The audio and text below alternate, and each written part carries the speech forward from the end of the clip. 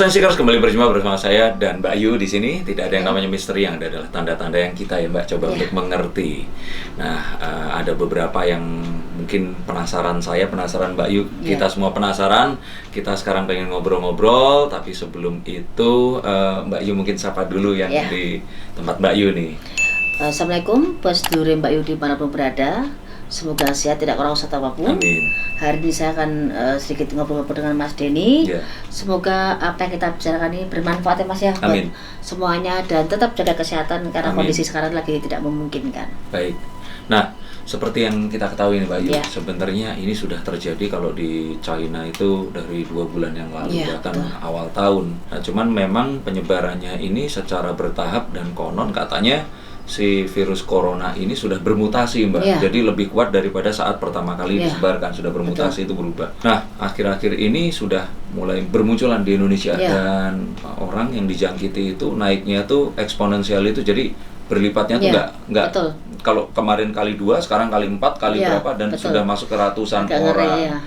Ya bahkan di luar negeri itu beberapa selebriti, public figure seperti Tom Hanks, yang terakhir hari ini tuh Idris Elba yang aktor dari Inggris yang kulit hitam yang pernah didapuk mau memerankan James Bond waktu itu, ini baru terjangkit. Bahkan nggak cuma itu, banyak Presiden Justin Trudeau ya dari Prancis itu kena juga. Nah, ada satu pertanyaan yang pasti ditanyakan oleh semua orang ini. Kalau memang ini semua itu terjadi, kenapa kok misalkan waktu itu saya buka prediksi pakai kartu panjenengan ini kan disebut orang yang ya kalau bahasa gampilnya itu paranormal seperti itu.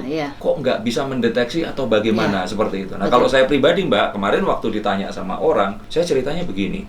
Waktu itu pernah saya bukakan kartu, tapi jadi gini loh Mbak, kalau misalkan kita ngomong sesuatu, terus sesuatu itu menimbulkan satu keresahan, kok mendingan jangan diomongin seperti itu. Bahkan saya itu juga tentang masalah artis saja, misalkan waktu itu ada yang komen, Mas Darko, mbok kalau bikin statement tuh kayak Mbak Yu yang jelas seperti itu lah. Kalau saya pribadi, saya ini masih gini, kalau seandainya saya katakan itu tadi terus nanti sebelum itu terjadi orang malah melakukan sesuatu yang lebih parah, saya takutnya seperti itu. Tapi kalau Mbak Yu kan memang dari awal memang sudah ngomong memperingatkan, mungkin karena Mbak Yu ini kalau sebagai seseorang itu beda kayak saya laki-laki. Mbak Yu kan wanita itu kalau namanya ibu-ibu itu kan lebih pengennya itu langsung sebelum kejadian dah, saya tidak peduli kamu cerita nganggap saya bagaimana, tapi udah ngomong dulu. Bahkan beberapa yang mungkin akhirnya terbukti kalau orang tidak menemukan itu, tapi Mbak Yu udah ngomong seperti itu pun orang jadi nggak percaya, tapi Mbak Yu merasa ya sudah, yang penting kan niatnya baik untuk beritahukan. Tapi yang paling mudah itu tadi, orang tuh banyak menanyakan. Nah, menurut Mbak Yu bagaimana itu? Jadi gini, saya sempat baca, entah tahu kebenaran apa enggak, corona sebenarnya sudah ditemukan tuh di 2012 dan ditemukan oleh ilmuwan yang di Belanda. Di saat itu terjangkit pertama tuh di Timur Tengah. Dan saya sempat baca juga agak sempat kaget. Jadi perkembangan biakan karena pola hidup dan pola kehidupan yang kita jalani dan seperti apa iklimnya juga berpengaruh. Dan pertama ditemukan di Belanda itu di 2012. Beberapa ilmuwan itu memang belum ada antibodinya seperti apa untuk vaksin dari corona dengan diberi nama corona itu. Dan begitu pertama kan timbulnya langsung yang lebih besar itu kan langsung di China. Dan ini sangat luar biasa. Yang tadinya kita menyepelekan, menggampangkan, paling cuma di negara itu, paling cuma seperti ini seperti itu. Tapi begitu sekarang tuh hasilnya kok luar biasa. Itu yang bikin kita kaget juga. Yang tadinya digampangkan, menggampangkan, tiba-tiba seperti ini jadinya yang orang saya sendiri kita nggak mau kepanikan, sangat panik. Karena apa? Dari beberapa harga yang tadinya masker Mas masker itu kan biasanya kan satu dus itu kan cuma harga berapa, 50.000 sampai 60.000. Sekarang nyampe harga yang sampai menyentuh angka 500, 350.000, 400. 10 kali bahkan 100 kali lipatnya mungkin ya. Dari sabun tangan, sabun yang mengandung kesehatan, semuanya yang kita perlukan itu harganya dan susah dicari itu. Kok menurut terawangan saya seperti ini Mas, saat kita kepanikan, di saat kita banyak kegelisahan, kebingungan, ini kan kita sebagai rakyat pasti akan minta perlindungan kepada yang di atas.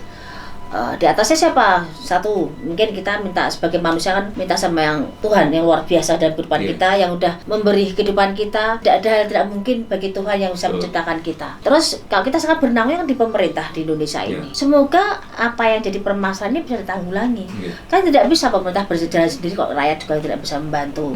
Rakyat juga harus bisa meminimkan permasalahan, jangan sampai dilakukan suatu hal kegiatan yang itu akan malah bikin berkembang biak dan bikin runyam. Kalaupun peran serta kita juga sangat diperlukan dengan adanya permasalahan seperti ini, sangat diperlukan juga sebagai pemerintah bagaimana memberi rasa aman, nyaman kita hidup di negara yang kondisi seperti ini. Ini semua masih belum di atas rata-rata. Karena apa, Mas? Dengan masalah seperti ini itu puncaknya kita mungkin bisa di bulan puasa, lebaran, kan juga nggak nyaman masa lebaran dengan jarak jauh. Kan kita namanya silaturahmi, kita selama beberapa waktu berjabat tangan itu kan kita namanya berjabat tangan dan silaturahmi dengan keluarga kan pasti akan terhambat dengan kondisi seperti ini. Jadi kalau kita mau berandai-andai di puasa dan lebaran nanti ya nggak usah berandai-andai dulu, karena kita kedepannya seperti apa itu yang perlu kita jalani sekarang ini. Karena sekarang ini kan lebih lagi runyam. Nah sebelumnya itu kan tadi kan orang tuh nanya, loh Mbak, menawi panjenengan ini bisa tahu sesuatu sebelum terjadi. Kemarin kok nggak ngasih woro-woro? Kalau saya gini, dari sekian tahun di 2013, saya pertama masuk TV di 2007. Dan saya sempat pertama kali bicara soal ada waktu itu lumpur lapindo pertama keluar 2005. Saya sudah bicara sama beberapa tamu saya. Kebetulan saya Desember kemarin ketemu sama beliau-beliau, masih ingat dengan perkataan saya bahwa akan ada tanah di Pulau Jawa, di Jawa Timur, dan itu tanah itu tidak bisa dihentikan karena nanti rumah-rumah itu akan tenggelam dan habis. Dan beliau-beliau itu masih ingat dengan omongan saya. Waktu itu belum ada lumpur lapindo. Di 2005 saya bicarakan dan saya bilang itu akan timbul beberapa tempat dan gempa ada, pergeseran tanah ada, dan batas Jawa Timur, Jawa Tengah, Jawa Barat nanti akan tergeser semua, dan ada di luar Jawa nanti juga ada tanah ambles yang susah ditemukan batasnya di mana. Waktu itu reaksinya apa? Yang sebagian orang bilang, mosok sih, mosok seperti itu lah. Karena waktu itu belum ada apa-apa. Mosok. Tapi di 2013 saya sempat menerawang waktu itu kan ada artis baju yang khasnya laki-laki inisial A, beliau akan sakit dan meninggal. Prediksi saya waktu itu di bulan Maret, tapi Februari udah meninggal beliau, Rafiq ya waktu itu. Nah terus di saat saya bicara di salah satu acara di Bukan Empat Mata, waktu itu masih 4 mata ya.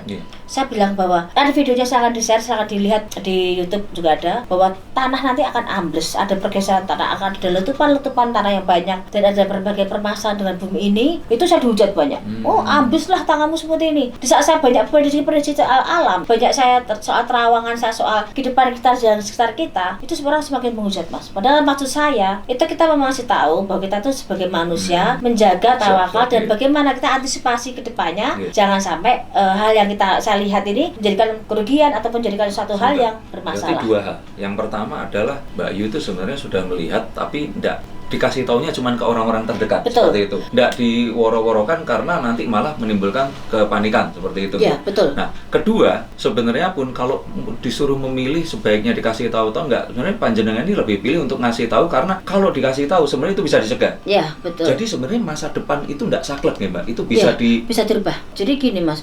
Kadang ada hal yang kita mampu pun atau kita melihat pun tidak bisa semua kita bicarakan, Mas. Mungkin di luar sana bilang, baru bisa kejadian baru ngomong. Itu yang mereka tidak tahu tentang kita. Tapi yang kita tahu tentang saya atau sekitar saya, banyak hal yang kejadian yang memang tidak saya posting atau tidak share karena ada beberapa hal yang menjadi pertimbangan saya. Menyangkut kehidupan orang banyak ataupun artis atau politik ataupun mau pagebluk, saya bilang mau pagebluk ini pun saya hanya beberapa orang terdekat yang saya bicara karena tidak semuanya orang mengerti akan terawangan saya. Saya akan bilang bahwa ini bencana juga, musibah seperti ini di 2019 saya nggak bisa gini, Mas. Apa yang saya lihat kadang-kadang tidak bisa berbentuk secara terdeteksi benar itu bentuknya apa, karena cuma kayak gambar deburan-deburan apa, gambar yang seperti apa di depan mata saya kadang pikir ini apa ya, kok ada kayak pagebluk, kayak ada apa. Jadi gini, kalau saya lihatnya kelewat kartu. Gitu. Nah, kalau panjenengan ini melihat sesuatu itu berarti tidak kayak orang nonton film ya, tapi sebenarnya itu ada nonton film juga. Ada, tapi ada juga yang bentuknya abstrak. Iya, betul. Jadi kok yang sangat jelas banget saya itu pun tak pilih bahasa yang paling tepat. Tapi kalau begitu yang itu kesannya kayak semburat-semburat ataupun emang jelas kelihatan, saya kadang menyampaikan pun saya juga milih-milih, Mas, karena apa? Kalau saya sampaikan bagaimana, kalau tidak saya sampaikan bagaimana. Saya kadang-kadang cuma ngambil garis besarnya saja. Kalaupun ada seperti ini kejadian ini, saya tidak bisa bicara saya pernah menerawang ini, tidak.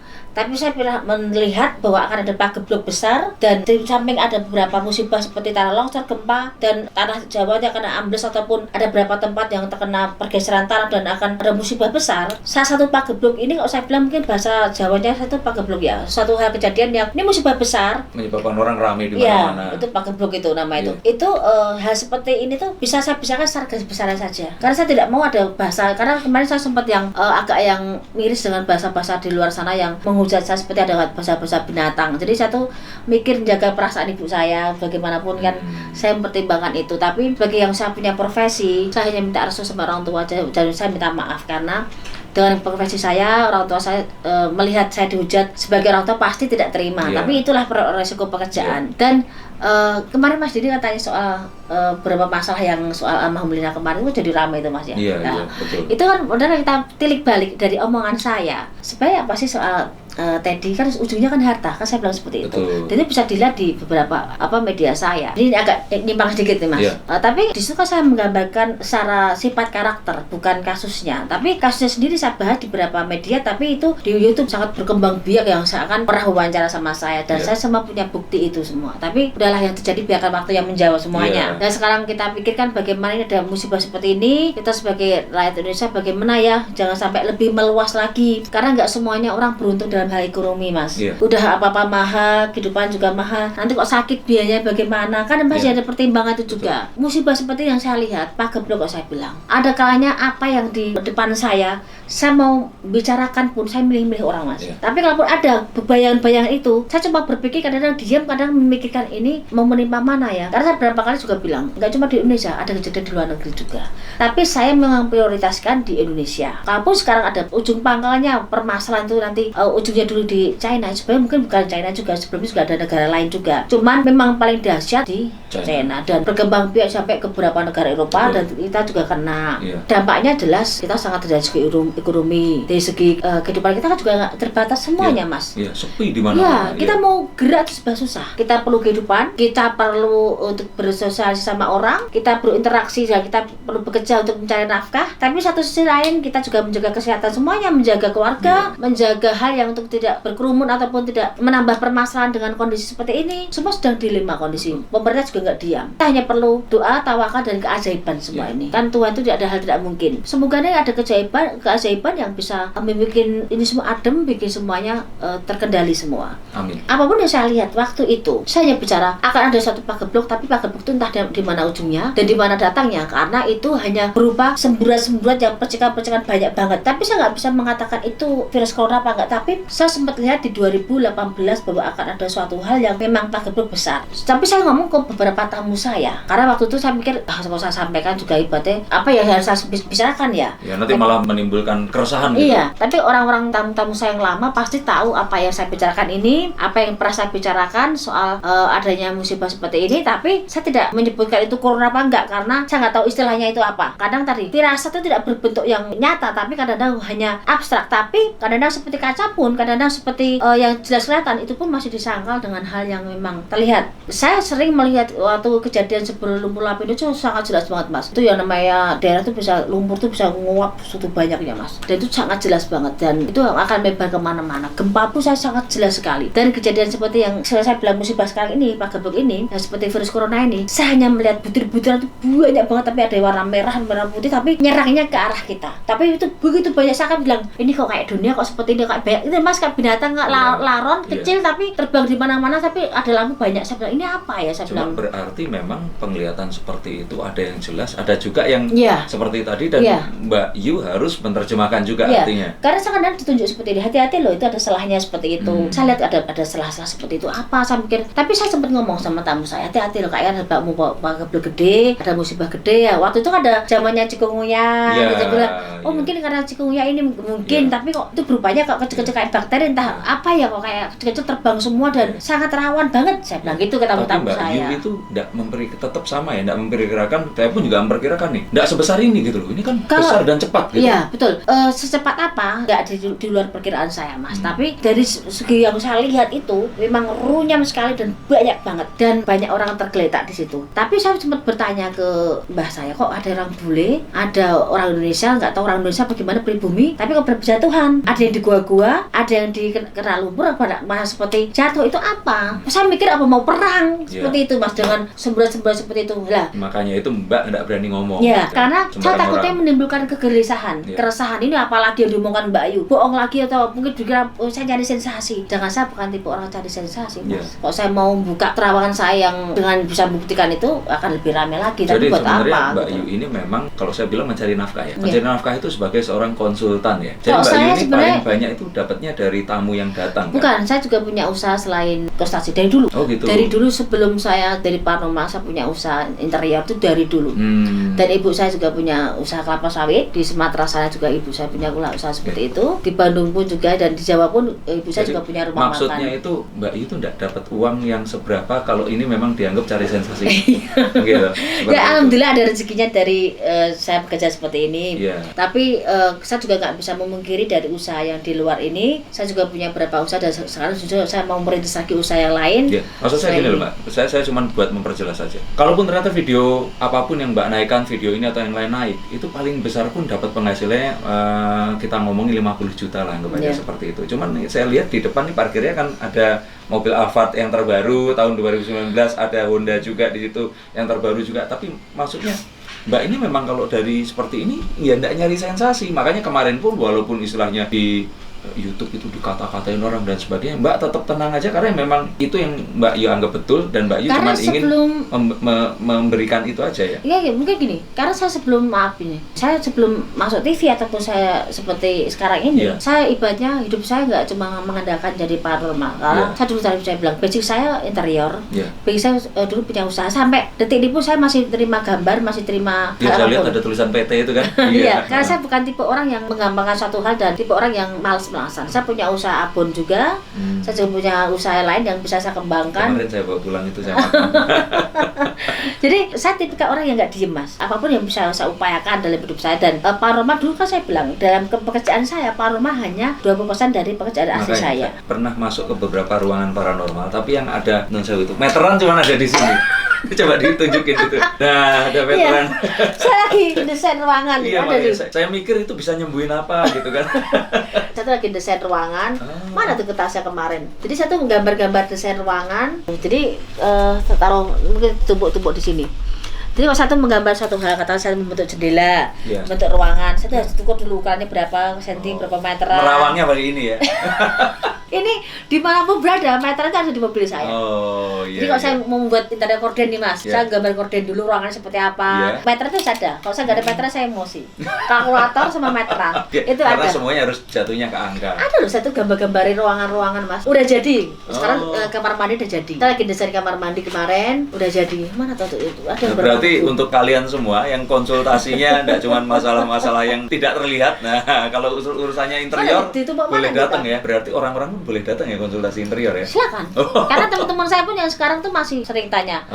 Cara ngitung korden interior seperti apa, karpet seperti apa, vertical plane seperti apa, terus cara membentuk ruangan menjadi luas seperti apa. Dan saya masih itu karena saya hobi Mas. Jadi kalau udah melihat ruangan satu hal yang bagus, nggak harus mahal, itu yang nilai tersendiri, kepuasan sendiri. Dan saya suka ngoplos cat. Nah, dua itu tetap dilakukan ini ya, berdampingan. Ya? Dan saya suka warna-warni. Dalam arti gini, saya suka mencoba warna-warna yang lain. Seperti orang lain nggak punya warna ini, saya ngoplos. Jadi main warna sendiri ke toko cat. Saya tuh udah punya langganan. Kayak main cat warna situ warna apa? Kadang tamu saya bilang, ini warnanya apa ya? Susah karena saya ngoplos. Tapi hijaunya juga hijau apa? Ini nggak ada di kaleng kan seperti itu. Kita tambah ngoplosan sendiri. Gitu. Jadi emang saya kalau dari segi interior saya paling hobi sekali. Desain gatel gitu baik itu masalahnya. Tapi balik lagi interior itu menerawang ini. Nah, kalau yang masalah tadi berarti sebenarnya Mbak Yu sudah lihat tapi tidak ngomong karena biar nggak menimbulkan keresahan. Dan itu adalah alasan juga kenapa kok ada paranormal di sana. Kok kayak nggak ngasih tahu gitu loh Mbak. Seperti itu kira-kira ya. Kalau saya ngomong yang hal yang penting-penting pada orang-orang yang tepat dan pada orang-orang yang bisa mengerti terawangan saya. Kalaupun yang secara umum paling saya bicarakan dengan orang-orang yang ataupun secara umum ya saya share atau saya posting. Tapi itu pun garis besar karena kalau saya detail pun nanti akan jadi konflik. Jadi ada etikanya, ada cara lain yang saya bisa mengutarakan tapi dengan cara saya, versi saya. Nah, yang berikutnya ini pertanyaannya nggak kalah seru Mbak. Apa? Pertanyaannya adalah begini. Kalau memang paranormal itu bisa menyembuhkan penyakit. Nah, bisa ya Mbak ya, bisa menyembuhkan. Kenapa kok orang-orang corona ini nggak bisa disembuhkan atau ditangkal? Nah, tapi jangan dijawab dulu. Nah, ini akan ada di video berikutnya, di video berikutnya. Nah, boleh stop dulu di sini, tapi coba cek karena video yang berikutnya kita akan membahas tentang ini. Oke? Sambung lagi ya. Membaca tarot, saya menerjemahkan dari tanda itu. Gitu. Nah, kalau seperti itu, saya penasaran sekali. Kira-kira jawabannya seperti apa? Jadi gini, kalau menurut saya,